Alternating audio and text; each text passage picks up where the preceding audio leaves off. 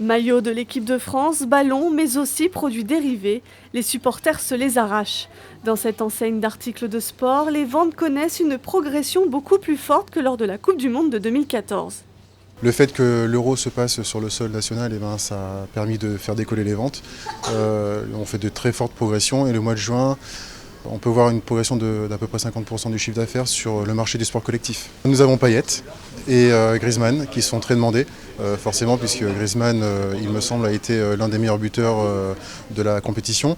Et voilà, ce sont essentiellement ces deux joueurs. Ce commerce voit aussi une émulation autour du football avec l'achat de produits pour des activités extrascolaires. D'ici la fin de la compétition, il vise une augmentation de 80% du chiffre d'affaires, une effervescence qui touche également le secteur de la restauration.